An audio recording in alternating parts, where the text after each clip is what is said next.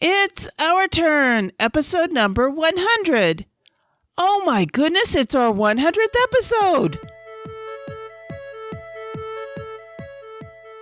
In this episode, nearly the entire OTP crew and some special guests join me to celebrate the 100th episode.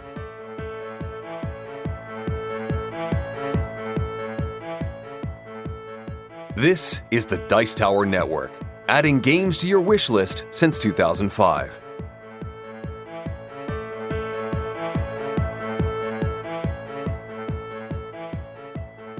Hosting for this episode is generously provided by our fantastic supporters on Patreon.com.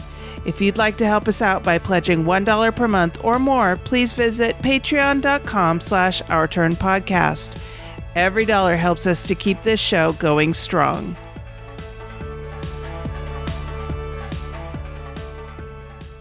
Hi, and welcome back to Our Turn. I'm Kathy Ford.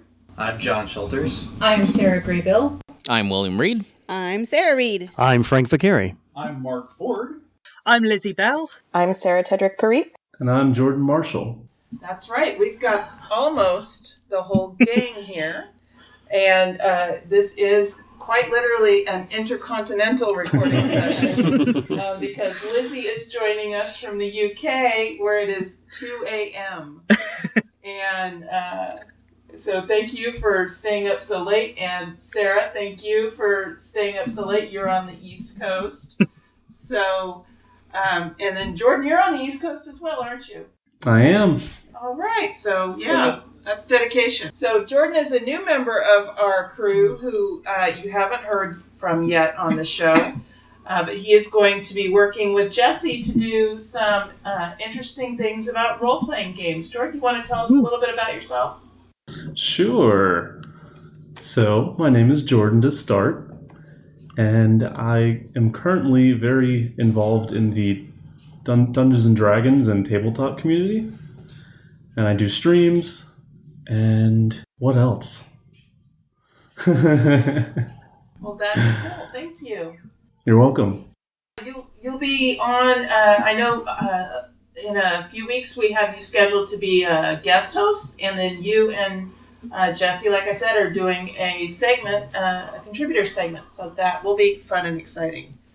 So, as was previously mentioned, this is our 100th episode. Who knew we'd make it this far? And what changes we have seen. When this show started, it was started by 6 women.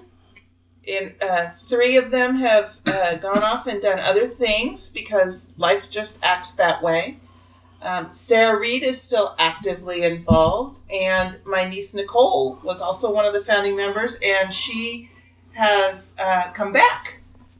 She's not joining us here tonight, but she's come back and is doing some guest hosting things, and we're talking about her doing a contributor segment as well, so it's nice to have her back. But then we've got more new people who have joined us, so that has been exciting to add so many people to the team. Kathleen was not able to join us tonight, and Jesse and Annette, and I know I'm leaving out other people, but it's just wonderful to have so many different voices joining us. So I wanted to start off our discussion by talking about what brought everybody to the show, and I know it was me that started this whole thing. Oh, your fault. It is. I was watching Girls Game Shelf, and I was listening to other podcasts, and occasionally I would hear another woman on the show, on these different podcasts. But I was thinking, gosh, I wish Girls Game Shelf is really cool, but that's a video show. I wish there were more podcasters. More women who were doing podcasts. And then I was like, oh, wait, we could do that. And so I reached out to some of my female gamer friends and said, what do you guys think? And 5 others came back and said, yeah, let's do it. So, And then, like I said, more have joined along the way. And we've shifted our focus some. We just wanted to be representative of women in the gaming hobby. But now we've kind of broadened our focus, and we want to include, women, people of color, people from the LGBTQ community, people with disabilities, because we all love playing games and nobody should feel left out. And so we went from women on gaming to gaming for everyone as our tagline. So that's what got me involved. John and Sarah, do you want to tell us? Yeah. This is Sarah Graybill. I got introduced to the podcast through Sarah Reed.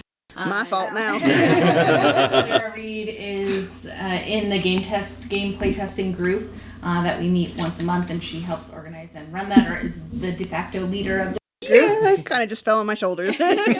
And so I met her through there and got connected to the community, and then saw Kathy at local events, and met her.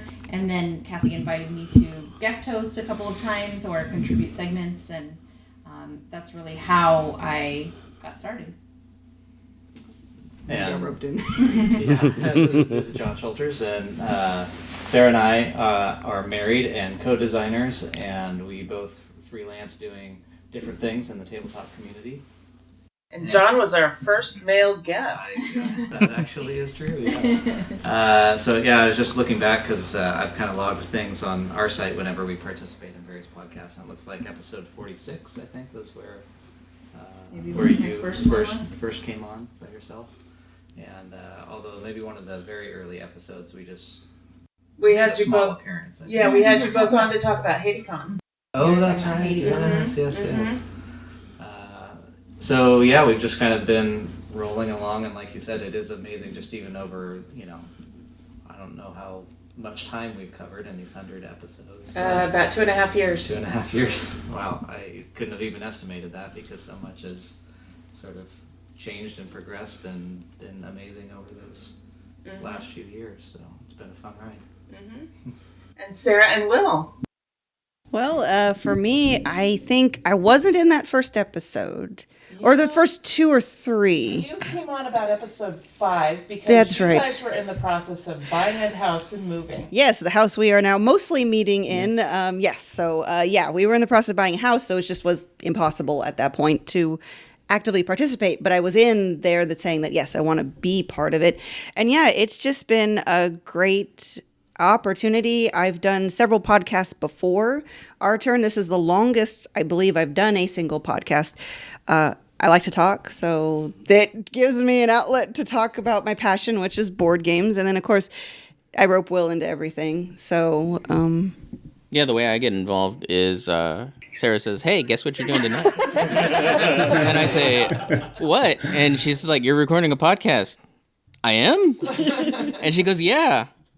Okay. But since I design so much with Sarah, it's just a natural thing for me to come on and talk about whenever they have me. So yeah, Will's first foray into our show was to come on and with Sarah and talk to us about board game design. Yeah. Mm-hmm. Well, also there was a New Year's show. Yeah, well, that was after. But the first time we had you on the show, yeah. You came on. I don't even remember. All right. And Frank, how'd you get roped into this? Well, Sarah. this one's not my fault. No, I've been longtime friends of Kathy and Mark. I met them both through local gaming events here. And when I heard Kathy was doing a podcast, I'd heard the first few episodes. And I noticed that they weren't covering a whole lot of solo games at the time. I'm transportationally challenged, so I don't get a chance to make a lot of gaming events. So I tend to play a lot of solo games. And I figured, well, I can talk sometimes without stumbling over my own tongue. And so I figured, well, why don't I contribute a segment on solo games?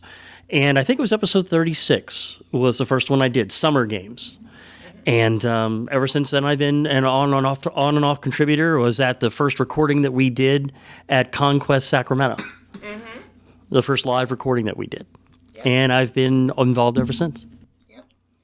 Mark, how'd you get roped into this? Have you mentioned that we're married?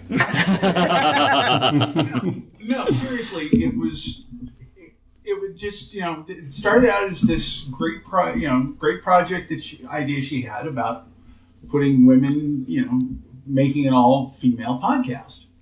And the one young lady who was doing the editing had some issues and had to bow out.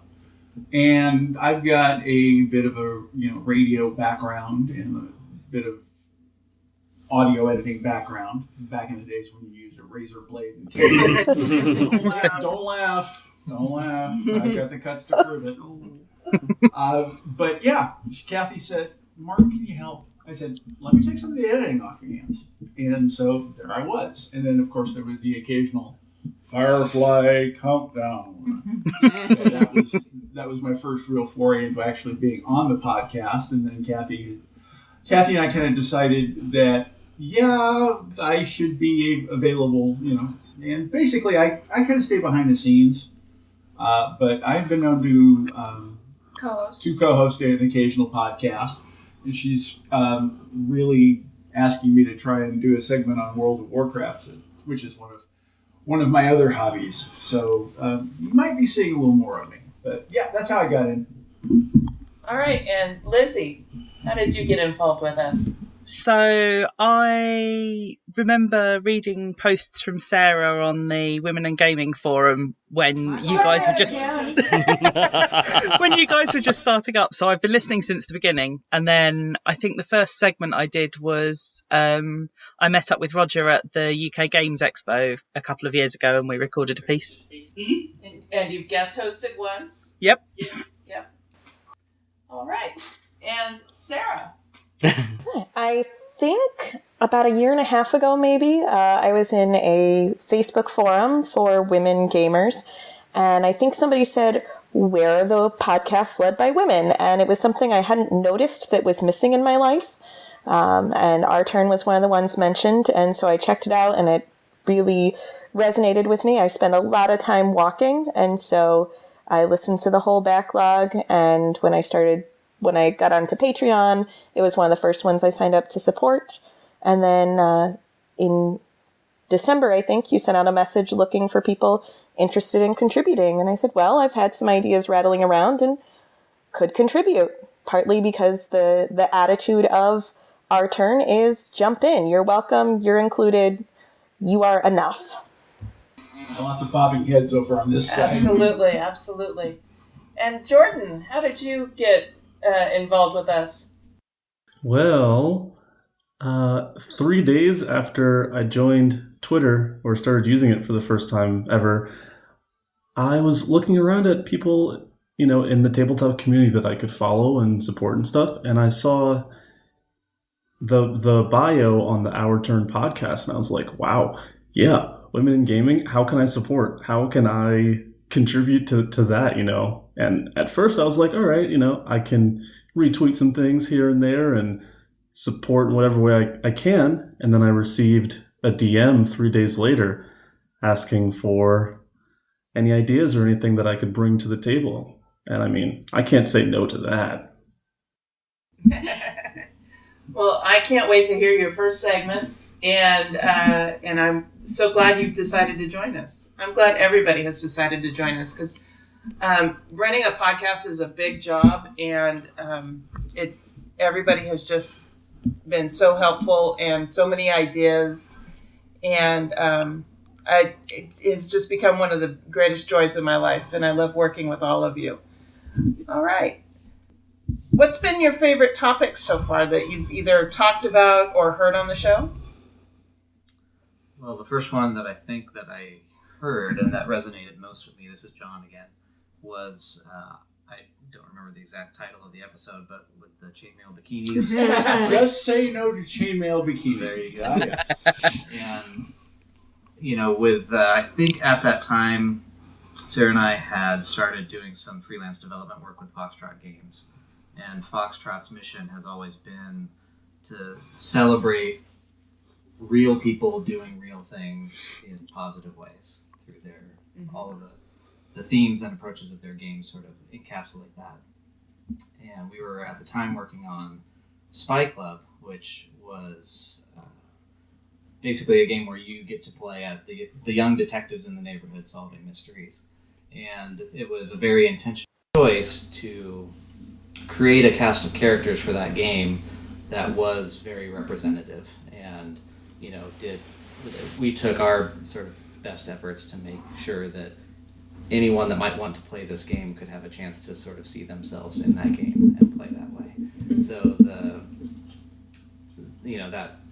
that theme, that idea of that was encapsulated in that chainmail bikini episode was just very direct and very obvious about what are some of the problems that we see in representation, and how can we just be more aware and intentional and inclusive in the way we depict and play. Nice. And then Sarah came on and did a revisit of that theme with me. Yeah, that was fun, and it was fun to be able to explore areas that I hadn't thought of within that realm. So, ways that I hadn't realized that women may be depicted or maybe absent, and so it was fun to revisit that.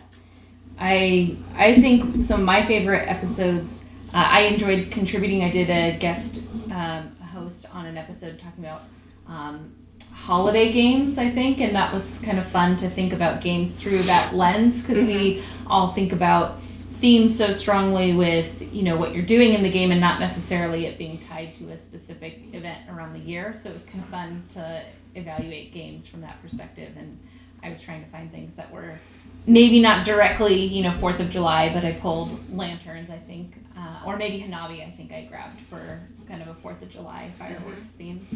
It's not directly tied, but I just kind of liked the celebration nature. But I also really liked an episode that you did that I wasn't involved in, where you talked about kids and family games, and I think you spoke to somebody at Haba.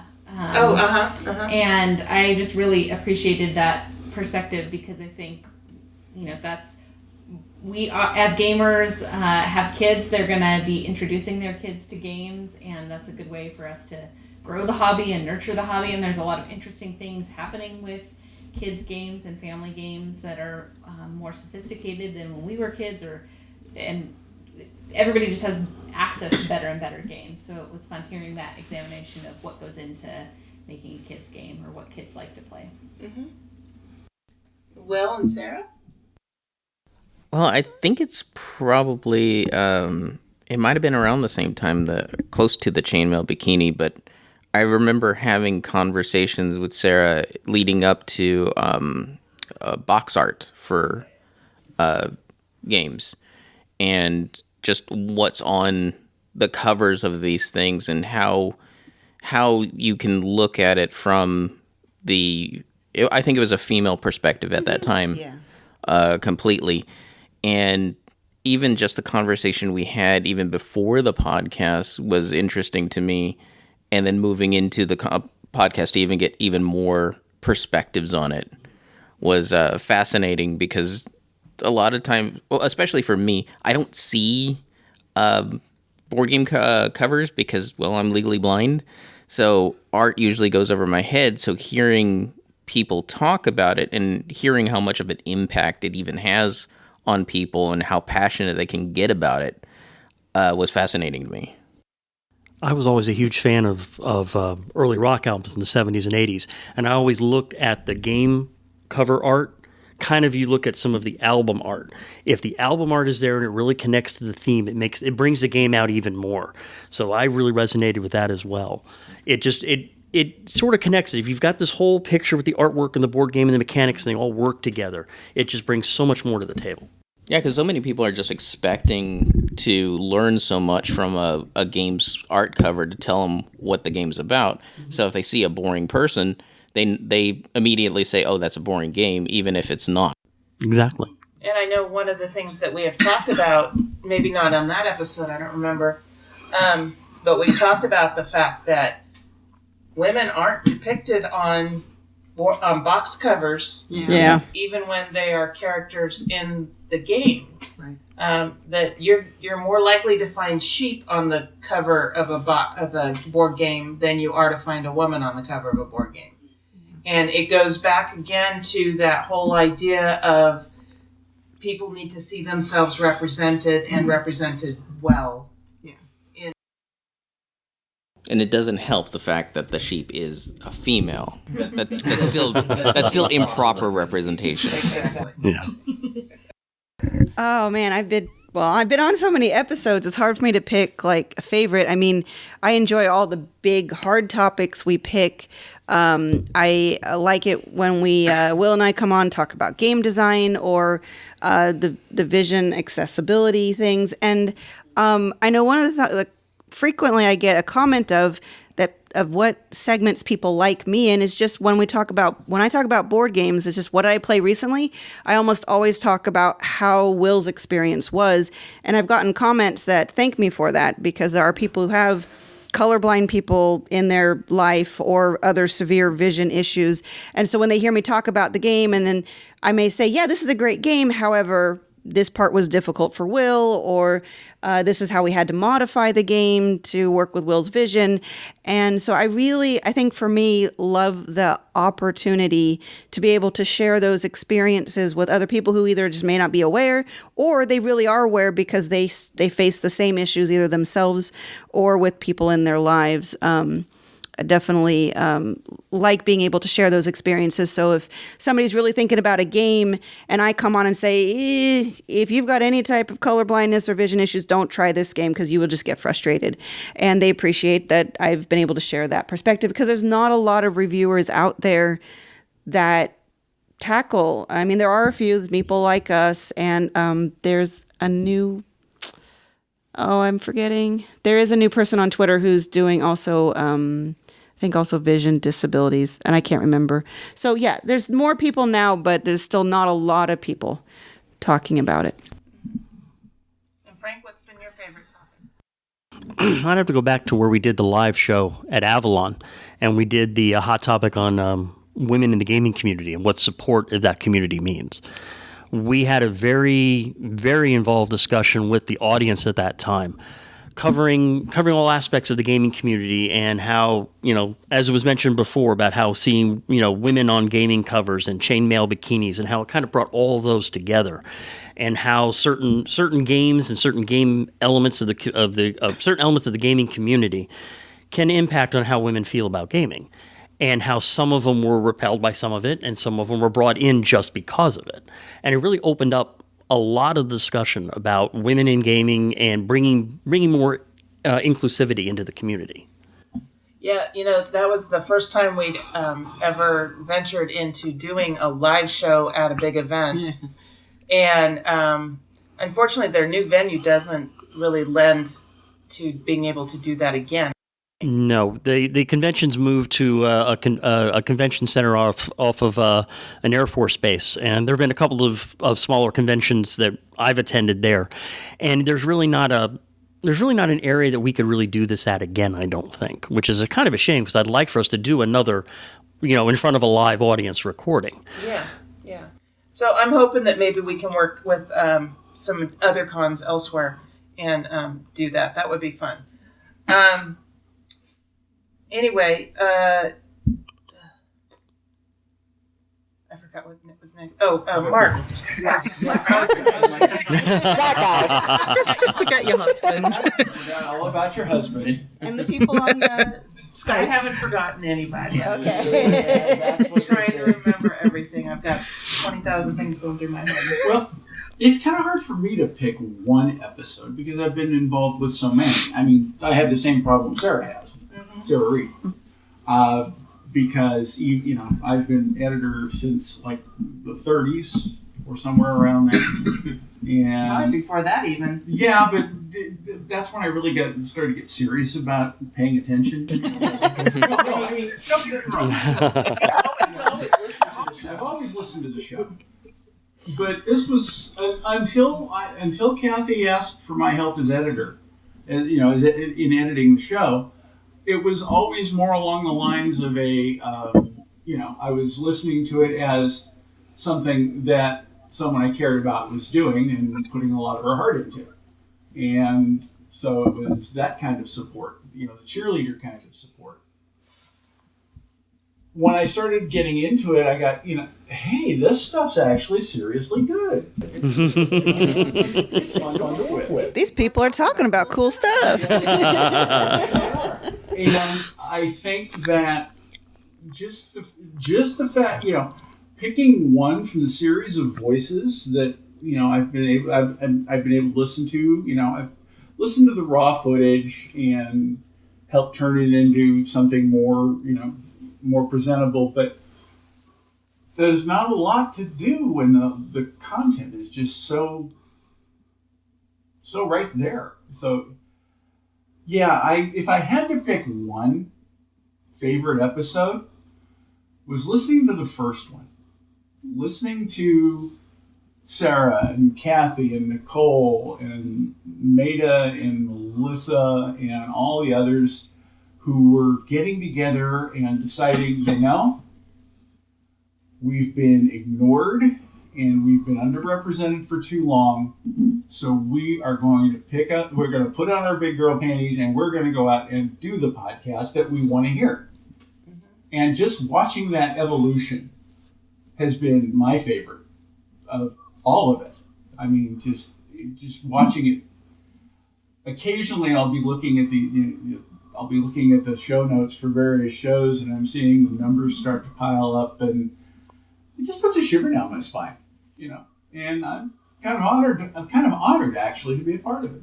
So, thank you, Sarah, and thank you, Kathy, as the two most active of the original six, for letting some of us of the other gender come in. Well, we appreciate you being able to support us, Mark, because I tried helping with editing. Oh my God. Thank you so much for doing it. I think the term that I used was technomancer. Yes, definitely. I'm happy to accept that title. Thank you. So, Lizzie, what has been your favorite topic? Oh, it's really hard to pick. I really like hearing about everyone else's board gaming challenges. So particularly in the very early few episodes, you were talking a lot about doing the 52 game challenge, and that got me looking at it. So I did it last year and I'm doing it again this year. And that's quite fun. Particularly because if you get the chance to go to like a board games cafe or a convention with a good library, it gives you something to try and find a game to borrow that will fit. It's like, I don't have any games that have a day of the week in. Let's borrow that one.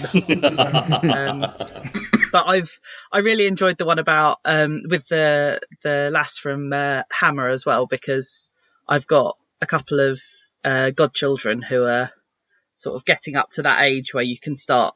Well, actually, a couple of them are old enough now to just play sort of any 8+ games with. But in my real life, in my job, I work with kids with additional needs. So it's quite nice to know some games that you can play where they don't know they're learning things. And it's more fun than... Yep. It's one of the highlights of work. You're like, and now it's playtime. And Sarah, what has been one of your favorite topics? Everyone's taken all the good stuff. I love just listening. It feels to me like sitting and talking over coffee with friends. And that's been the fun part about hosting, is getting to actually see the friends and talk back to them. And so I've enjoyed hearing people's just talking about how they game. I've enjoyed hearing you talk about Walker Lynn, because having a small baby has definitely put a cramp in my gaming style. The time I used to play games with family members, now they just want to play with my kid. But it's helpful to think of it as an investment in future gaming. And I've really, really appreciated the insights into other sorts of accessibility and representation issues, because that's something that's important to me, but it's something that I think often, you don't know it until it's told to you. And to some extent, even realizing how I wasn't being represented as a woman in the gaming sphere I didn't notice it until it was pointed out, and I said, wow, you're right. That's not okay, and we need to do things to move forward. So I'll just kind of echo what everyone else has said. Now, Jordan, I know you've just found us. Have you had a chance to listen to any episodes, and have any resonated with you? Yes. And this experience has made it extremely clear that I need to go back and and listen to some of the earlier episodes, because I definitely want to experience some of those things that, you know, some of you were mentioning. But as far as where I jumped in at episode 94, and I was just pretty much listening to them kind of as they came out, and being a D&D guy, building character, episode 95, that was, I mean, I loved listening to other people explaining like the parts of themselves that they put into like creating that character for them, like someone that they want to portray them. All right. I think I got everybody now. All right. Kind of directing things here. Yeah. All right. So before we move on to the next topic, I did want to share some comments that we got from some listeners. All right. So the first one is from Garrett, and we put out a kind of a little survey and said, you know, tell us what does Our Turn podcast mean to you? And to me, Our Turn is a podcast that focuses on gamers. I don't get to hear anywhere else. And we asked, when do you listen to it? He says during his morning run or his commute. And what was your favorite topic? And he said, I can't think of a specific topic that stuck in my memory, but I do enjoy many of the interviews Kathy conducts. So I'm glad to hear that. You've had a lot of really interesting interviews over these 100 episodes. Yes, I agree. And then my friend Doc Cross filled it out. And for what does Our Turn podcast mean to you? He says, it is one of only 2 gaming podcasts I listen to. I enjoy hearing Kathy, Sarah, and everyone else discussing games, cons, and gaming-related things in a casual and relaxed manner, which you don't always find on other podcasts. It's also great to hear things from a mostly female perspective, especially when you know women are in charge of creating the podcast. I have also made friends and gaming buddies by meeting Kathy and Mark. Congratulations on 100 episodes. I hope Our Turn goes on for at least a few hundred more episodes. Yay. We're going to work on that. We're going to work on it. Got a lot of recording to do. Yep. And then, when do you listen to it? I used to listen to it while driving, but in the last few months, I listen to it at night as I'm writing. And then, what was your favorite topic? And Doc says, I tend to really like any discussions of role-playing games or anything to do with conventions, but I enjoy everything. So, Jordan, you've got a fan who wants to hear from you already.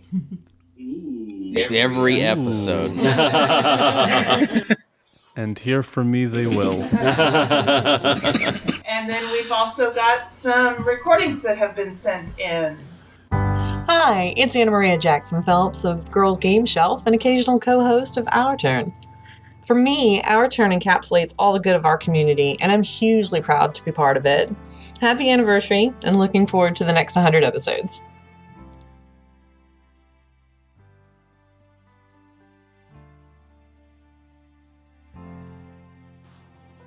Hi, this is Mia, Lexi, and Jerry from right here in Sacramento. Recently, I've met Kathy and her board gaming friends.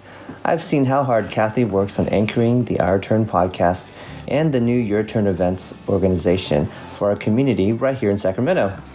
Thank you, Kathy and Sarah, for continuing to deliver a fresh outlook to board gamers on the podcast. Congratulations on 100 episodes.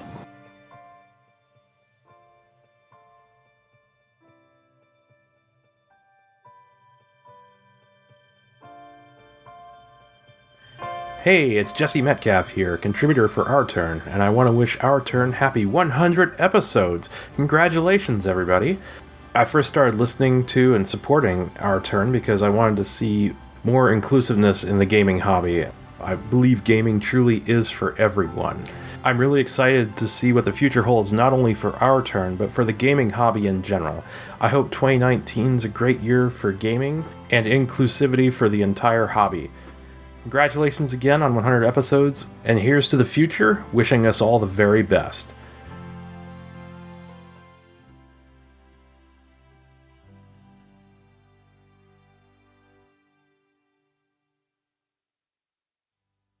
Hi, this is Linda Roble, Managing Editor of Board Games for Engaged Family Gaming. I want to send my congratulations to the Our Turn podcast for their 100th episode. Our Turn is such a great podcast, and I've learned so much about games of all weights. I really enjoy the range of topics and all the different guests. Kathy does such a great job of making the listener feel like we are all just sitting around her table and enjoying ourselves. I had the honor and privilege of being a guest on episode number 83. Kathy gave me the opportunity to share a different side of the gaming world and my experience with games for younger children. I really look forward to another opportunity to share some of my expertise on children's games. Congratulations again to the Our Turn podcast on making it to 100 episodes. Here's to 100 more and beyond.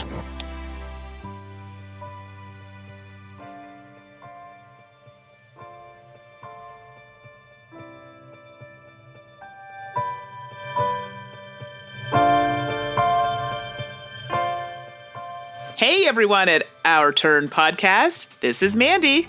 And Suzanne from the Dice Tower. And we just wanted to say congratulations on a huge milestone. 100 episodes. We know how much work it takes to do this. And personally, I just wanted to say thank you for what you contribute to the community. I love the way that you highlight a variety of different people contributing to the wonderful of gaming and what you bring to it yourself. So congratulations. Yes, I'm so happy for you. You definitely make everyone feel included, and you're always out being so positive and encouraging other people to listen to other podcasts that you enjoy, obviously, as well as your own. So thank you so much for that, and congrats again on your 100th episode.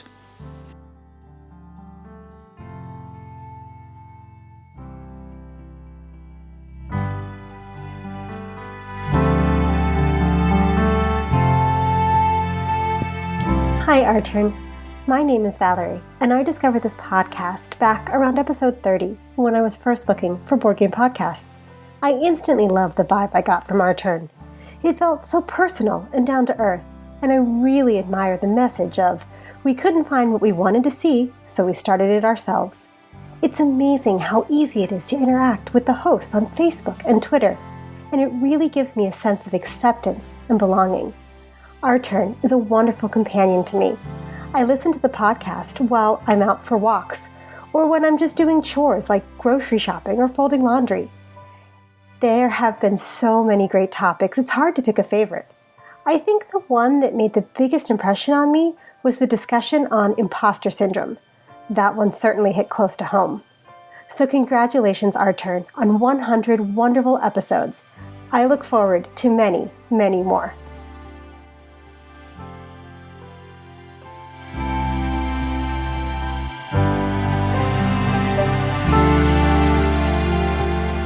Hi, this is Diane Sauer. And Nick Sauer. We're from Shoot Again Games. I've been on Our Turn podcast a couple of times, both times with Kathy. Once for Bigfoot versus Yeti, and once for Born to Serve. But more importantly, I'm a listener of Our Turn podcast, as is Nick. And we just wanted to say congratulations on making it to your 100th episode, which is a real achievement. Congratulations. Congratulations, everybody.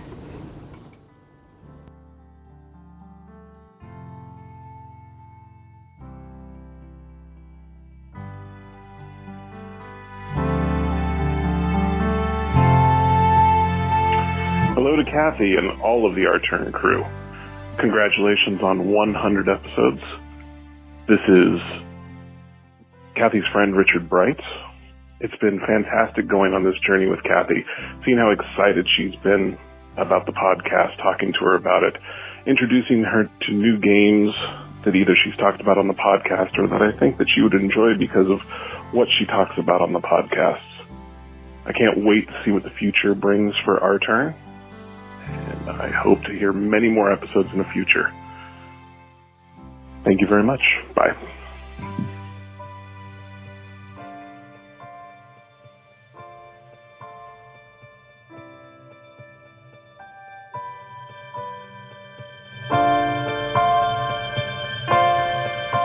Kelly North Adams here, game designer and fellow board game enthusiast. Congratulations to Our Turn Podcast on your 100th episode. I look forward to seeing more great things from your show, and I wish you all the best on your future episodes.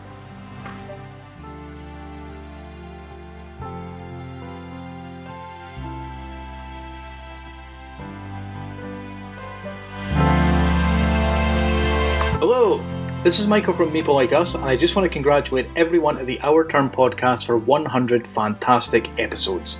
I've been listening along since almost the start, and it's been great to experience firsthand how the podcast has grown and evolved. Every episode is a bit sharper, and that's an inspiration for all of us. 100 episodes is an incredible achievement, and I hope everyone involved feels very proud of the great work they've done. Here's to 100 more, and to 100 more after that.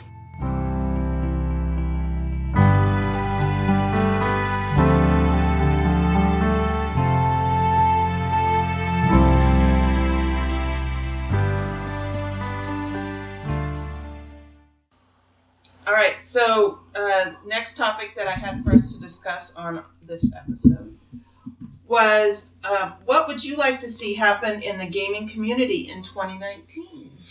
John? Oh, goodness. I think... Besides getting your own games published. I think it's, in a way, related to that, but not selfishly, which is... There are so many new games. There's just an abundance of joy and wonder that comes out every single week of every single year now, right? That you used to be able to, if you were, a very, thorough hobby gamer, you could anticipate all the great games and acquire all the great games and have them in your collection. And now it's just not possible, right? Right, because there's like 1,000 new games coming out every year. Didn't they say like 5,000 more? Oh yeah, it's 5,000. Oh, is it 5,000? Yeah. Wow. Yeah. I was a little overwhelmed at 1,000. It's almost as if we're in a golden age of gaming these days. Seriously. Well, and so there are a lot of different perspectives on this, whether we're in this bubble, right, that is inflating and getting bigger and bigger. We can think back to like when the Nintendo Wii came out, it was very popular, right? It brought a whole cadre of new people into the video gaming sphere that had not been there, that had been kicked out since original Atari or Nintendo or whatever, and finally came back to something that they could, that they had access to and comfort playing with and was approachable. And because of that popularity, it grew and grew and grew. The market of games got very saturated, mostly with garbage, right? So finding the cream of the crop was challenging, and there are so many different media and entertainment industries that deal with that just with the sheer number of games coming out, we can't even be aware of the games that we might be interested in. Mm-hmm. Now, if we think about film or literature or any other large media industry that's had a lot longer to grow than we have, no one really complains about not being able to read every book that gets published, right? But gamers are complaining that they can't play every game that gets published. So I will... We're such an unreasonable lot. Right. So I think that it will continue to grow because I don't see necessarily any sign of slowing. There are more people entering as publishers, self-publishers, small companies. There will almost certainly be more acquisitions and mergers with all of those small companies so that they can survive in a market that can really only have so many manufacturers, distributors, retailers, the entire chain of the industry. Right? I know, doesn't Asmodee own like almost everybody? Yeah. But I think also, in response to that, I think Kickstarter has actually been one of the good things about that. It's given a lot of the smaller designers, a lot of the people who have these ideas, a chance to actually bring them out and see if they'll fly or if they won't. And I think it's opened up a lot of areas of gaming that we would not have ever seen. So I think, with all the games that are out there, we're going to find some duds, of course. But now the people are choosing what they are. It's like, yes, this is a good idea, and I'm willing to put my money behind it. And I think that's also going to bring out a better crop of game designers as we go down the road. Yeah, I agree with that last part, certainly, and that would probably be my takeaway point from all of this, is that I think that the quality of everyone involved in the entire chain will only rise. The inventors, the designers, the developers, the artists, publishers, distributors, retailers, everything is going to get better because as the hobby grows, more people come in and more opportunity is available. With the exception of my wallet. We're all competing for Frank's wallet. No. Sarah? I think I echo a lot of John's sentiments, but I think I also would like to see more of an exploration of story or narrative-based games that are really breaking protocol or doing something different. The legacy games are right up my alley. I'm a big fan of co-ops, and I really like the legacy experience. So I think that's kind of a cross between traditional board games and like a narrative or a role-playing game or something like that. It's kind of a bridge there. And I think other games like Holding On, where you're trying to save somebody who's dying and you're playing a hospital nurse and you're going through and trying to decide whether to give him medical care or palliative care, and you're learning more about him, and it's very driven by story. It's very it's a very untraditional theme, and I think I'd love to see more games that have those untraditional themes that kind of try to push the envelope into this world between gaming and art and story. Yeah, absolutely. Will? My take is a little different. I've been really getting into video games that sort of break out of their normal box and kind of immerse the player a bit more in the fact that it's almost a metagame in and of itself, where it feels like the player themselves are just as much as the game as what was initially presented. I've been still trying to mull over how that can even take place in a board game setting, and I think someone can do it. I just don't know how.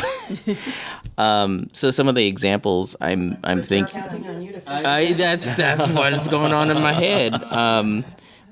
Yeah, I've seen games like Doki Doki Literature Club and Pony Island for the video game space, where the initial game is a game, but as you dig into it, it starts breaking the fourth wall. It starts divulging a different experience than what was initially put forth. And I think board games have the potential of doing that, and I really want to see it happen this year. That's going to make for an interesting prototype, huh? Which I have to make. Yeah. Well, we played around with it with one of our prototypes that we were working with last year in a very small way. Mm-hmm. But Warm and Fuzzy Feelings. Oh. It's kind of a partly social experiment as much of a game as it is. That's true. So, started. Yeah, we'll see how that goes. Sarah? Oh, everyone's taking all the good stuff. I'm like, Where have I heard that before? Yeah. Yeah. Well, and I guess I'll be selfish and I just say that, I hope there's more female board game designers that get out there and get published. We've already seen a really strong start to this year with Elizabeth's Wingspan and the Elizabeth Hargrave? Yeah. And it's just, that's going strong. And just the fact that, and speaking of Warm and Fuzzy Feelings, is, AEG did a call out last year looking for, women game designers to make submissions. And so as it goes for board game publishers and just everybody in the industry to start looking for more diversity. I mean, so on the selfish side, yes, more women, but we also need more of everybody else. People of color and the LGBTQ community is getting all these people more involved in all levels and not just, I mean, I know a lot of people focus on designers, but you've got so many people. You got the developers, you got the artists, you've got publicists. I mean, there's just so many people that go into making a board game happen and successful. And more stores, more distributors. Yeah. And it would be nice if more people could work with more of the independents, because, like, for us, I mean, we've got 600 copies of Oaxaca in a warehouse because we're having trouble to get into distribution because distribution says you have to have 2,000 minimum before they even talk to you. So maybe we'll see more co-ops or smaller publishers working together. We've been lucky that a few of our friends that do go to conventions, like Carla of Weird Giraffe and the Sean's for Thing 1 and Thing 12 Games, they've got a couple of copies of Oaxaca and they're taking them and selling them when they go to conventions. So maybe it's seeing how everybody can help everybody. Again, with the whole rising tides raises all boats. So I'm looking forward to the growth. I mean, I know people say gloom and doom. Yes, the bubble's going to burst. And I don't think it's going to. There might be a lot of slowdown. Some of the stuff that's been successful. In fact, I've seen this. People who used to be successful on a small scale are no longer being successful because they're not putting the effort in. And it's kind of unfortunate to see when it's people I know and they are having trouble being successful because they can't rest on their laurels. They have to keep being competitive. And I think that competition is going to continue, especially like on Kickstarter. Everybody's throwing up their Kickstarters. Well, only the cream of the crop is going to get forward. And I don't think it's all going to be miniatures games. People are going to get tired of those. So it's going to be... Yeah, Frank only has so much money. Yeah. No, you cannot have my wallet. So people are only going to want so many Cthulhu or right, zombie themes. right. So the cool thing is I've seen a lot more of the smaller games be successful. So if anything, I think I predict a big divide. There's going to be successful Kickstarters are going to be on the small box end, and then there's going to be the successful Kickstarters still on the upper end where you get the over $90 type Kickstarters. And I think it's going to be really tough, unfortunately, for everybody in the middle that's between the $30 and $60. Because if you're backing one of the $90, you might be able to squeeze through $10 for something, but not another $50. Frank, what would you like to see in 2019? Well, I'm also going to be a little selfish here. Today, Your Turn Community Events had their first event. Yes, we did. And that's what I want to see more. I've been working with Our Turn and Your Turn. And we had a small event today at a pizza parlor. And Your Turn Community Events is the nonprofit that spun off of Our Turn.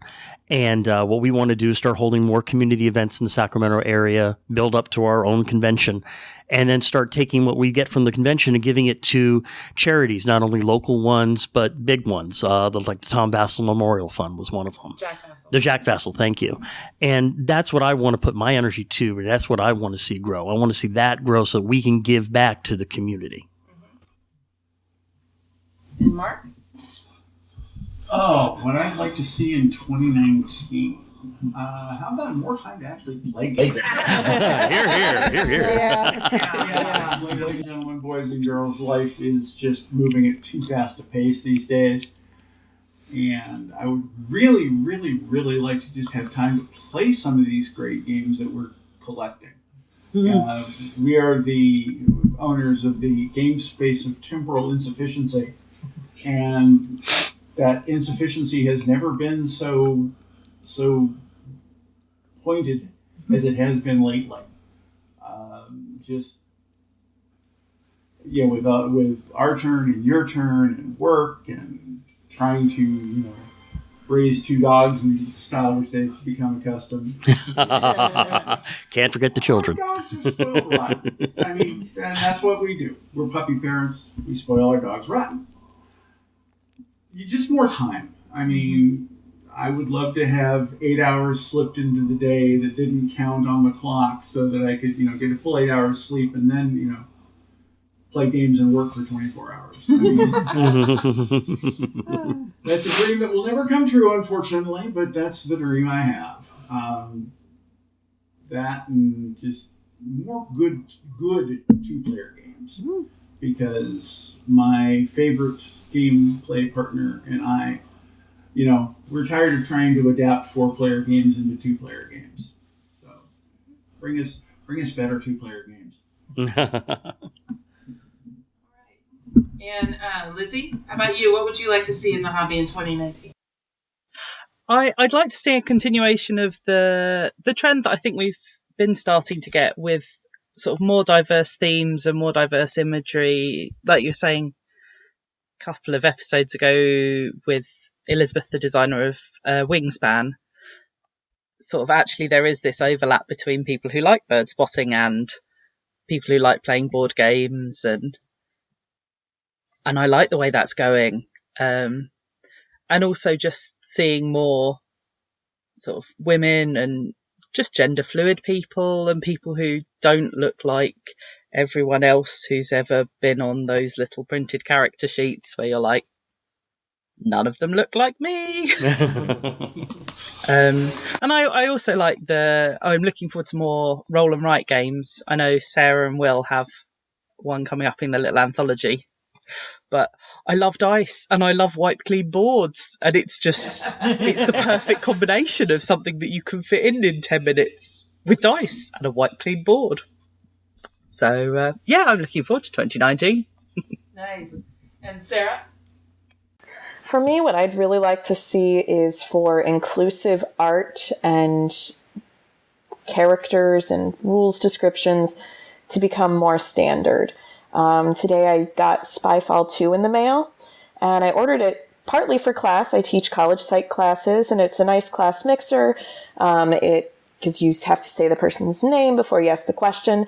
And also I get to talk a lot about how do you ask open-ended questions that elicit a lot of information. So I was excited to use it for class. And as I was opening it, not only do the rules specify that if there is reference to a gendered role, it's meant to be either male or female, but it seems like they basically said, if we used a male role, it's meant to include women too. So you don't have to pretend to be a man. And there's a lot of better ways to handle that. And also, as I looked at the cards, the women, they included a female spy, but the women are still very, very sexualized compared to the men.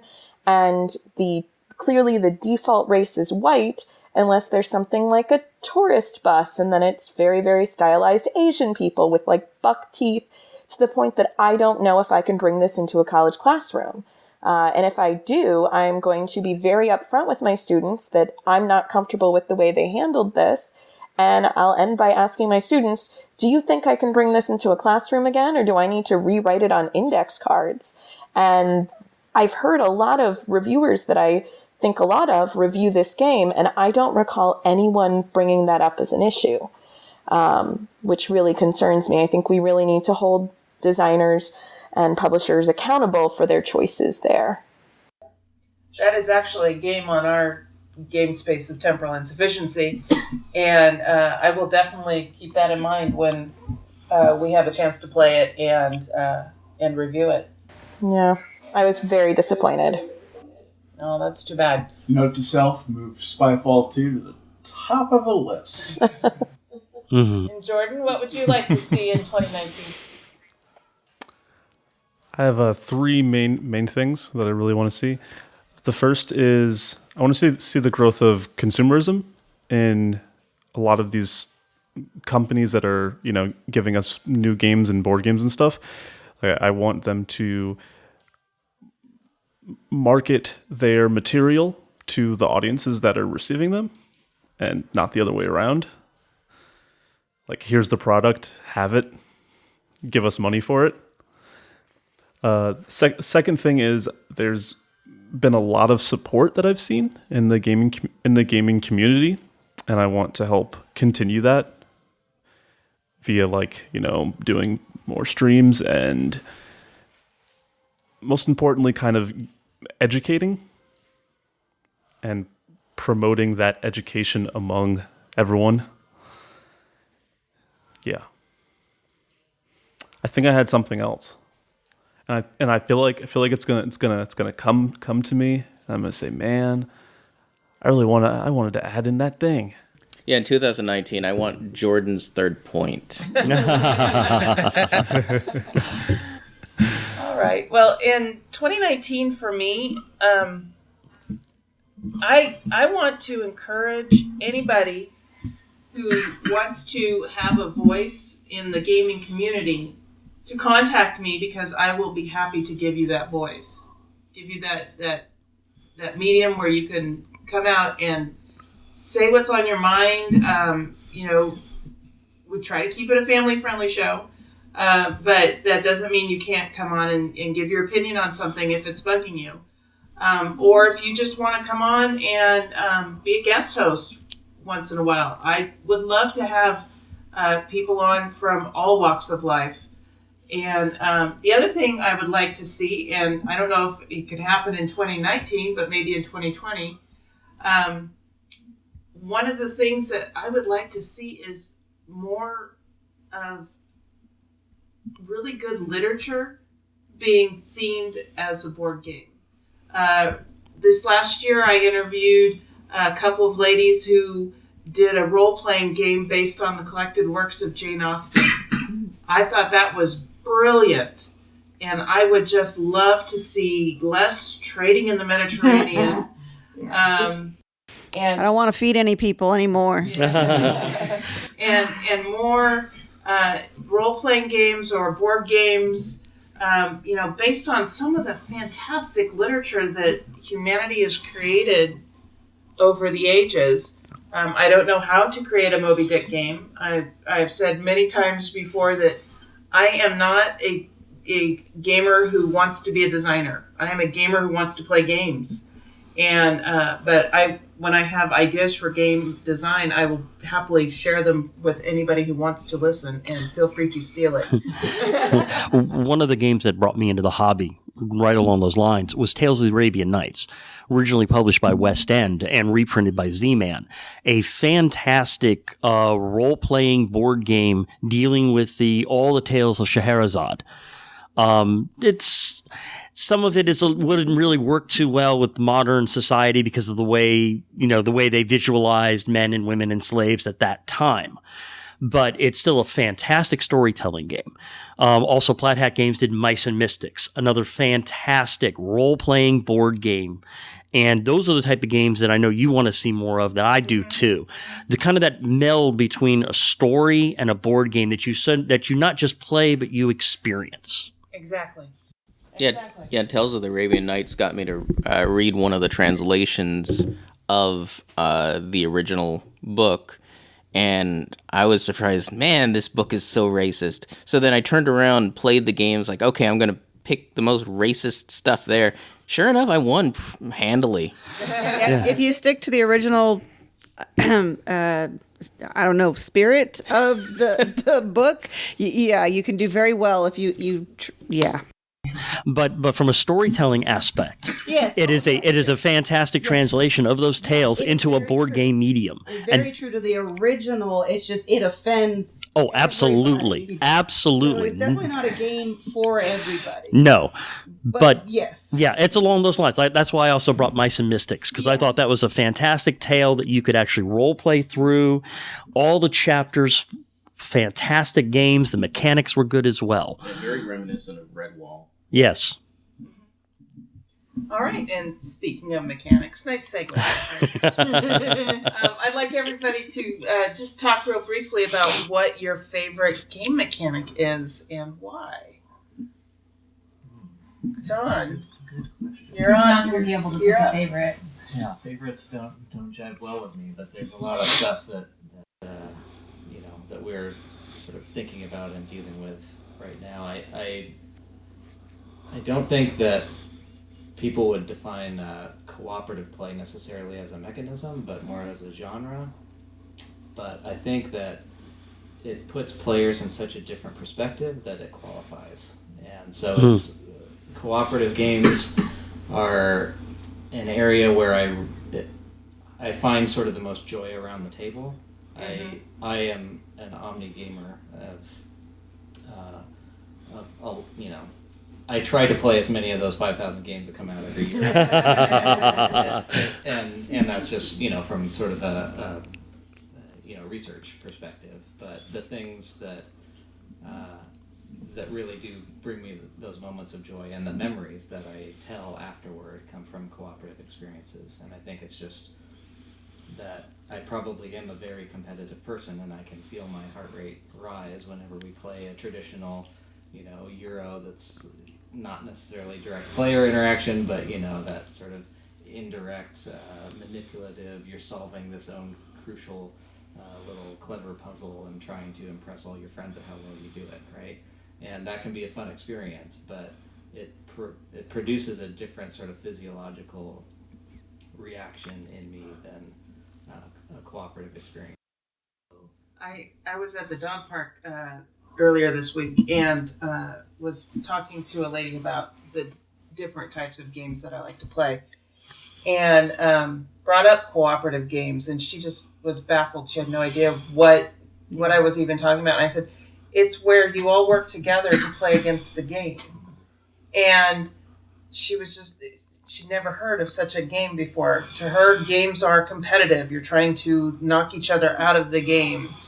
And I think it's important that we, as gamers, that we do evangelize to our non-gamer friends and families that there are other types of games, that they aren't all, trying to beat each other up. Yeah. They aren't all Monopoly. or Sorry, or, they don't all have player elimination. Checkers, the game of kings. Yes. And even cooperatives themselves are not homogenous, right? There's a wide. Oh, yeah. Unfortunately, I don't think it was recorded, but we did a panel with Mike Selenker and Nikki. Sorry, I can't remember her last name. It was the designer of Arkham Horror and all the other. That is one. That is one of my absolute favorite cooperative games. Is the second edition of Arkham Horror. Yeah, so absolute favorite. That discussion was really fascinating because we got to sort of cover all the different ways that genre/mechanism can be explored and played, and so I think there's still even a lot more room for interesting things to happen there. Absolutely, so it's something that I'm certainly going to try to flex my muscle. So. Nice. I look forward to seeing some of those. I also have a hard time picking favorites, and so it may be challenging for me to identify them. And I think also mechanisms, like singling out a mechanism, it doesn't stand by itself all the time. A lot of times you need all these mechanisms working together in harmony to make a really fantastic game. But I will say, in general, I have enjoyed recently, roll and write games, dice tracking games. Those have been fun for me, and set collection games. Generally, I won't turn down an opportunity to play some kind of set collection game, just at a high level. But I also really like co-ops and story, as I said earlier. So I think any mechanism that can, any game that can bring those kinds of mechanisms in is something I'd be willing to play and excited to play. Okay. Will? I will hop from mechanism to mechanism, and I think currently, right now, what fascinates me is abilities that emerge from relational placement. So, for example, if card A is next to card B, then card A does something different than if it was next to card C. And I know one of my favorite games of all time is Suburbia. And Suburbia is just rife with relational placement of if this thing goes here, what does it do versus if it goes here. And I want to eventually build a game that's core mechanism is that. I haven't yet. I think the closest we've done is something with sequencing, going all the way back to Project Dreamscape. But I want to explore that because there's just a whole amount of mechanism that can come from that goes exponentially just as you introduce a few options, because the permutations that come out of those combinations just start drastically increasing. And of course, it makes it a tougher game to design, but still a fun one. So, yeah, spatial relationship. Yeah, I just think for both of us, we really like interaction, and mostly the mechanism interaction. I mean, yes, we want to have a good player interaction too, and I think we've been for playing games a kick on engine building, because there's a lot of fun interactions you can have, or even just basic synergies. Like we played Majesty for the Realm. Thank you guys. Sorry, John and Sarah, they introduced us to Majesty for the Realm, and we've been playing that a lot recently, and just the synergies between the cards. And it's a relatively simple game, which I love. It's really easy to teach, but you still have some really interesting choices. And then we've been playing other engine builders. I mean, not engine builders, but games that have synergy between the cards. And I guess it goes back to our original love of Magic the Gathering and the card combos. And that's kind of what inspired both Project Dreamscape and Oaxaca, is that different ways that cards can interact. And I think one of my favorites right now is Enchanters, and it's just the fact that you're building up this stack of 2 different stacks of cards and how they can interact with each other, and how you can keep growing your abilities throughout the game. So and reading the flavor text. Oh yeah, well, the flavor text. So that has an interaction all of its own. Oh, especially some of the Magic cards that came out, some of the earlier sets. Some of the flavor text was just just blew you away. Yeah, but on Enchanters, you have a fist of enchanting, and you add item cards on your fist and then enchantments on your enchanting stack, and it forms to a sentence. So the first half of the sentence is on the item cards, and the latter half of the sentence is on the enchantment card. And so you get different combinations depending on which item and which enchantment, and they're all hilarious. So an armor that prevents everything because it can power a lighthouse. Yeah. Type of thing. Yeah. So there's fun. So I don't know. It's I guess hard for all of us here that we've talked already because we're game designers. There's so much more that goes into it, just mechanisms, but definitely player experience, and having those narratives as much or as little as they are in the game, I think is really important. So. Go for it. Well, I guess I'd have to go back to one of the very first games that kind of brought me into the hobby. Agricola. I was just fascinated. Feeding his people. Yep. Mommy, sorry. Yep. Well, no, it was part engine building, and it was also part worker placement, which is one of my favorite themes. Being able to, you've got to plan out your move. You know, you've got this goal in mind, and you only have so many actions in order to achieve that goal. So what is the best way to take the resources that I have and the workers that I have in order to achieve that goal? It's a very delicious puzzle. It's a very, very mental game. And those are the ones that I like the most, which is why I really enjoy like Agricola and Le Havre, a lot of the meaty worker placement games. That's it for me. That was what brought me into the hobby. So nice. Mark? Well, I'm going to take the obvious one here. 4 of my favorite game mechanics are sitting here at this table. That'd be John and Sarah and Will and Sarah. making games, from just what I've seen from the 4 of you, making games 80s, it ain't for the faint of heart, that's for sure. And when I've seen the games that have come from the minds of you 4, it's mind-boggling that's in there. You know? And the ability to get it from in your head to on the table, and to be able to play it. Like the most recent was, of course, Oaxaca. Yeah. That was just, it's the first time a game that small left me wanting more. So, kudos on that. And like I said, you guys, the 4 of you have put together just so many great games. It's just, mind-boggling. But if I had to pick a particular mechanic that I had to choose as my first choice, it would probably be worker placement. I mean, Stone Age has always been one of my longtime favorites. Although area control, power grid. Like, power grid. Oh, sorry. Did I change there for a minute? Okay.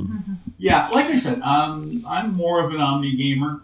Like, I like the word you used there, John, is omni gamer. But Yeah, there are a few that are particularly close, near and dear to my heart. So, yeah. Well, I still have your copy of Power Grid, by the way. That was how we met. Yes, yeah, well, that's because I let them sell it to me. Yes. All right, Lizzie. Must kill Frank. No! Okay, don't kill him, just take his damn wallet. Sorry, Lizzie.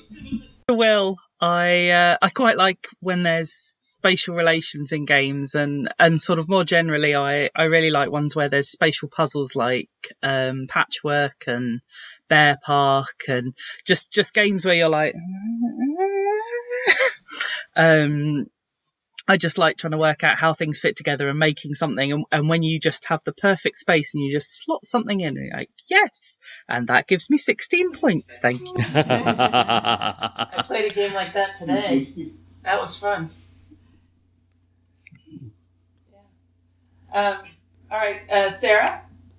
I don't have a specific mechanism either, but I think the player interaction is really important for me. A lot of cooperative games work well, especially when it's just my husband and I.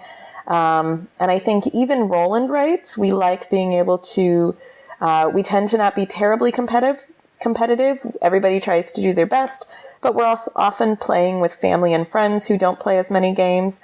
So even things like quicks, after the first few rounds, everybody, when things start to get a little puzzly, sort of everyone looks and tries to suggest the different places things can fit.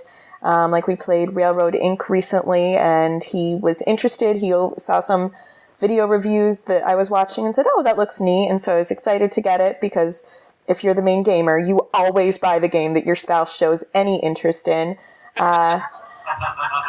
And then he didn't like it, and I said, well, why? Well, actually, he's trained at this point to immediately reflect on what he likes and doesn't like and tell me.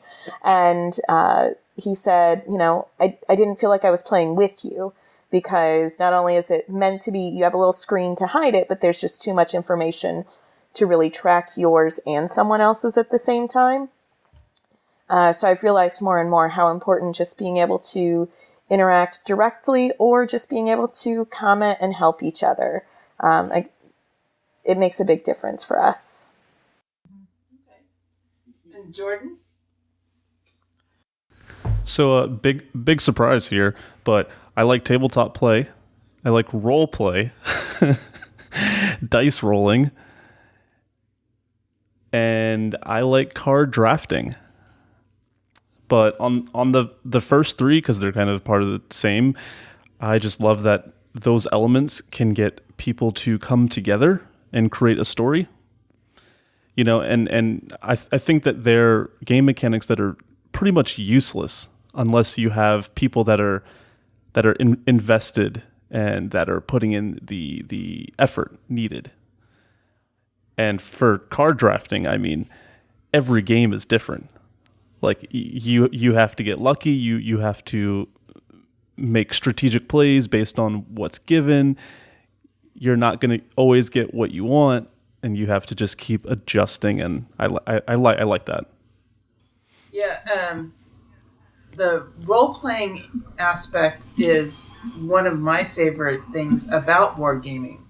And I mean, I love role-playing games as well, but I like immersing myself into a game, into the theme, into the game, and my favorite mechanics. The mechanic that got me into hobby board gaming was programming. That's right. With Robo Rally, and that was a game that I could just immerse myself into. I was the AI. I was moving those robots around on the factory floor, and I have always had so much fun with that game. But I have also developed a real love of pick up and deliver. Why Firefly is my favorite game. It's the central mechanic for that whole game.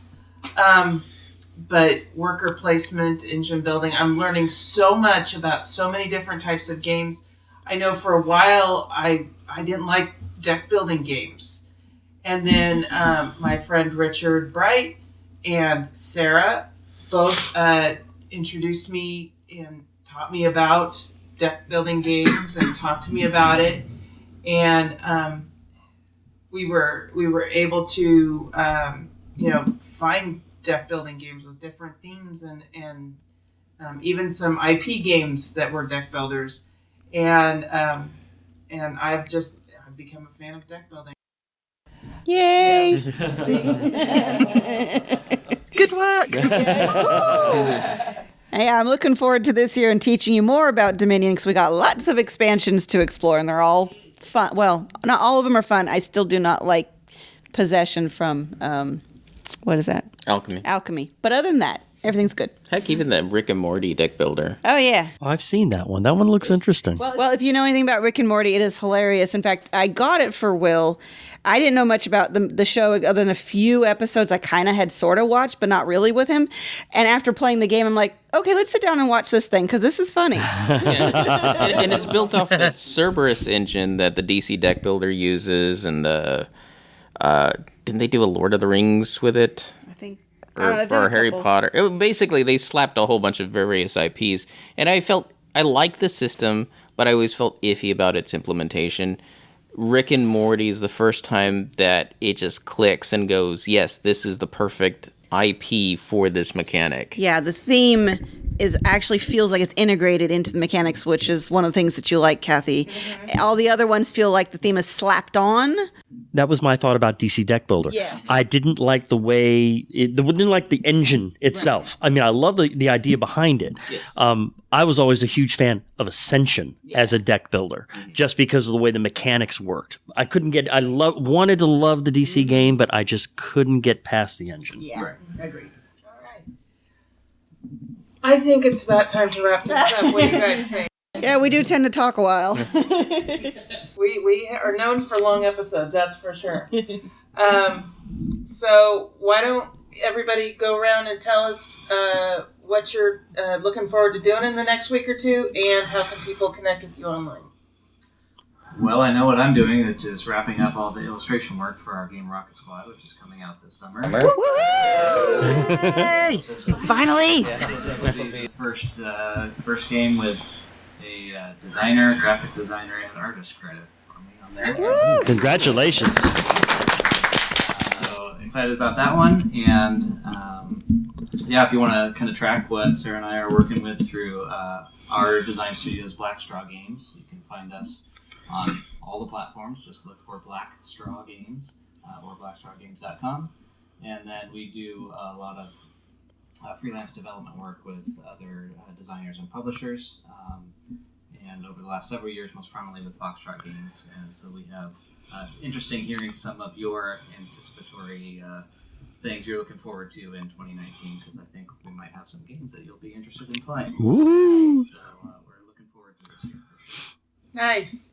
Sarah? Yeah, and I'm looking forward to looking at rules and rule books for some of the things that we're doing with Foxtrot Games. So that's kind of my homework for the weekend, is to look at the rule book for a game, Planet 9, or The Search for Planet 9, maybe retitled, but that we are going to be coming out with in, I guess, technically 2020, but launching on Kickstarter in 2019. So that's going to be my homework. It'll be fun homework to have. Yeah, it's an app-driven deduction game, Logic game. Which is definitely sort of new and heavier generally than what Foxtrot works on, but I know Randy, the owner, was really excited about this game and has stayed really excited about it, so I think it's going to be a really fun project for us this year. All of us have stayed really excited. We play it and just have a lot of fun. It's a very puzzly game and have a lot of fun with it. And then I'm also hoping, maybe not in the next week, but in the very near future, to get another game of Betrayal Legacy in. We started that campaign Monday and played 3 games, and I'm a fan of Betrayal Legacy, or Betrayal, but I don't play it all. Betrayal at House on the Hill, but I don't play it all the time. It's not one that I go to on the shelf, but this Legacy experience has been really, really fantastic. They've put some fun twists in there and streamlined things really well and brought the Legacy experience in, and we played 3 games back to back, and it just flew by, so I can't wait to play again. Nice. Will? For me, I'm looking forward to playing Wingspan because we just got that in. Looking forward to playing with all the little egg pieces. So jealous. Yeah. Otherwise, I'm probably going to be switching gears to my other hobby with Lego because I have a whole ton to sort. I did a podcast with a friend, the Bricks King podcast. Had to talk there. Have another article I need to finish writing for the Brick Blogger. Yeah, I have a lot of Lego stuff I need to do.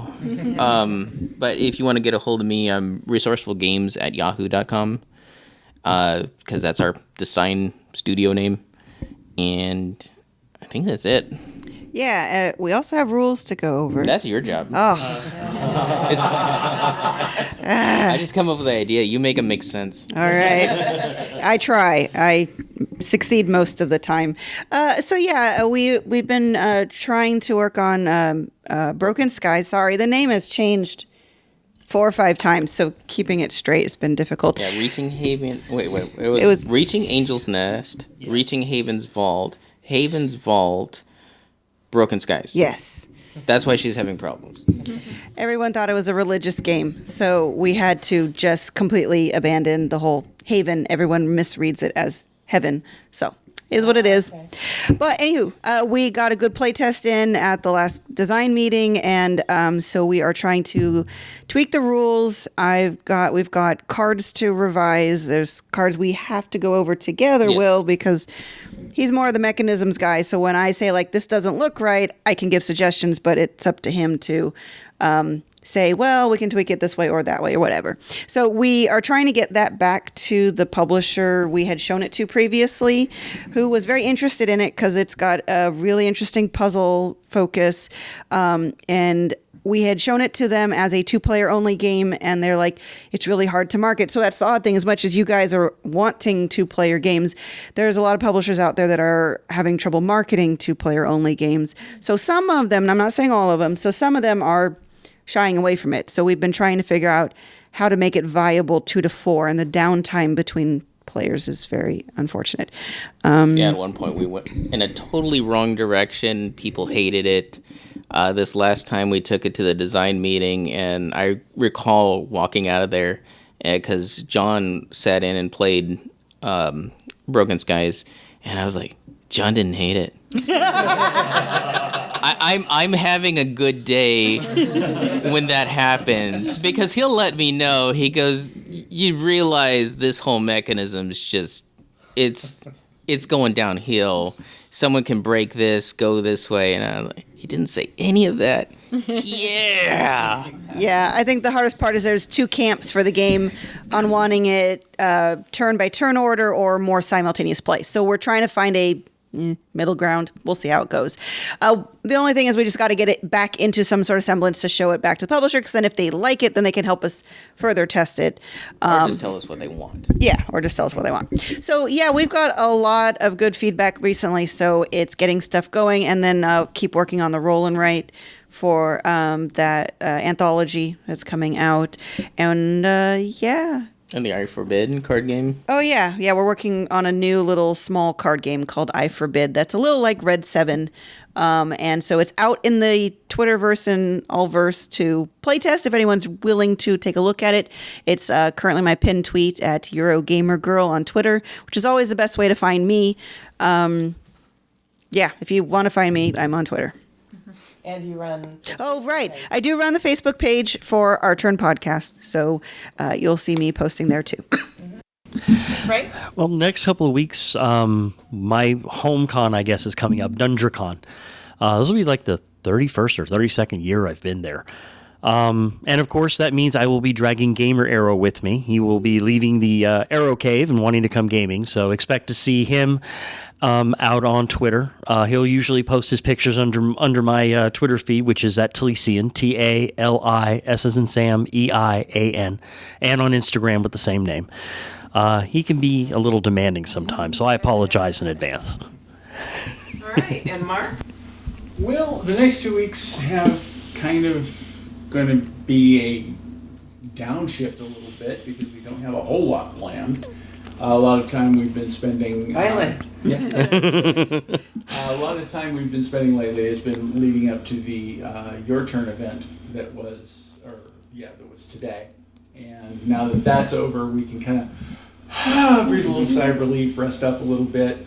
And get ready for the next one. And get ready for the next one. Doc's D&D game is next week, so we're looking forward to that. It looks like we're going to be doing a lot more daring do. And other than that, just looking forward to spending the next 2 weeks with the woman I love and our 2 dogs. Don't laugh. It's very sweet. All right, Lizzie, you're up. So on a not really gaming related note, I'm looking forward to going to a national guide camp next weekend, which is called Sparkle and Ice, which should be really cold but really good fun. And while it's been quite nice being able to starfish and sit in the hammock with Mikey not here, I'm quite looking forward to him coming back. And we're going to visit a couple of our friends and their very wee baby for a games day in 2 weeks' time. So really looking forward to that. Nice. Sarah? My semester just started and I'm teaching my very favorite class, Positive Psych. They're the ones that are going to try out Spyfall with me on Tuesday. Last week we did Happy Salmon as a get-to-know-you game where you had to say your name before doing the action, and that they responded really well, so I'm punishing them with more games. Because as I tell them, I enjoy games and I'm in charge, so that'll be fun. And they also do a project that I call a Personal Change Project, where they choose something related to Positive Psych, and they make a change at least 2 days a week for 5 weeks. And I've decided to play along with them this time. And I'm going to pick something related to gaming because it's a little offbeat. It's outside of the typical health, wellness, time management, gratitude things that the students choose. And as part of that, this time I'm having them choose literature, articles, studies, things like that related to their topic so that they're making changes based on what's in the literature. But because I'm playing along, I now have to figure out how to do this. So I spent a lot of time on Google Scholar typing in things like cooperative games or board games or gaming. And I realized today, I could expand it to the idea of play too and think about just in general, why is play important? How is play important? Thinking about play as social time. So that's just a fun puzzle that's going on in the back of my head. And hopefully will also make gaming a bigger part of my life, at least 2 days a week for 5 weeks later this semester. Make a suggestion? Yes, please. Gamification? Game what? Gamification as a topic to search for? Great. Gamification. Got it. Thank you. You're welcome. And Jordan? Not picking up Spyfall. Let's see. First couple weeks, I am hoping, because as we've mentioned, editing is difficult and time consuming. I'm hoping that I can get the first episode of my podcast out, but we'll see. The first episode, you have your own podcast? Well, I will, yes. What's it called? It is called Air D&D. I love it. D&D on the air. Love it. And then you also do a Twitch stream, don't you? Yes, I do that as well. And how can people find that? Well, they go to twitch.tv/Chaos Conductors or Chaos Conductors on pretty much any social media site. And we're very we notify everyone when we're going live and what we're working on. I would like to bring some more offerings to my to that Twitch schedule, but we'll see, because that's also time consuming. I can imagine. Yeah. I am looking forward to, in the next few weeks, I am going to a baby shower for my youngest stepsister, I have another niece coming. So, That'll give Walker Lynn someone to play with. yes. And, well, Walker Lynn just had a little.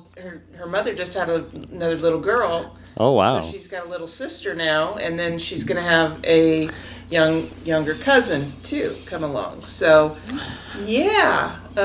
So hopefully, I will have even more babysitting to do, and more eventually more gamer. Indoctrination. No, you mean indoctrination. Baby's first word is meeple. I'm gonna try that with Charlie. Did you say mama? Mama? No, it was meeple. Anyway, and and I'm looking forward to putting together the next event. The event we had today for Your Turn was more of a soft go live. We advertised it a little bit just to see what worked and what didn't. We've got some more ideas on how we can promote the next one. People were saying, oh yeah, I posted it here and I posted it there. And I'm like, I didn't even think about posting it, there. So I'm taking notes and writing things down, and this is running a nonprofit is absolutely 100% a learning curve. Oh, yeah. It's a new experience for me, and then I'm also working on some confidence building in myself, and so I'm taking a class through Meetup and on confidence building and talking in front of groups, and I'm also going to start going to a meditation meetup. So diversifying my interests a little bit. Yeah. And then Mark and I, Mark and I are still getting used to our new job. Mm-hmm. And so that is exhausting. But I think, when I first started, the water level was about 2 feet above my head. And now it's like right around my ears. So you can almost breathe. Yeah, maybe. This last week I went to my manager. I said, I have 22 open cases. And they were like, you're not supposed to have that many. Take care of that. And I'm like, how? And one of my coworkers said, here's how you do it. And I went, oh! So now I'm down to 7. So, so still learning the new job, and I'm looking forward to that. And if you want to get a hold of me, you can get a hold of me on Twitter at Our Turn Podcast, and also on Board Game Geek. My handle there is Kathy's Brain, but you can come find me in the Our Turn Podcast Guild, which is guild number 2600. Thank you, everybody, for joining me for this 100th episode.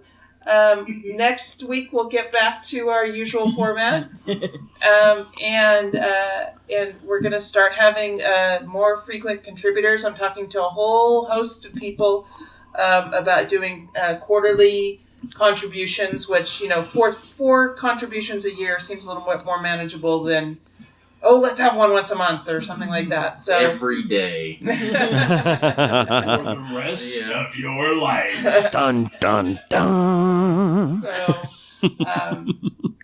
So, anyway, thank you for joining me for this episode. It's been wonderful having you all here and having you folks here virtually as well. And thank you for having us. I think we need to wrap things up so Lizzie can go to bed. Probably should. Thank you for the invite. Yeah, thanks. It was fun. All right. And so on behalf of the entire Our Turn podcast crew, that was our turn. Now it's yours. Now it's yours. Now it's yours. It's yours.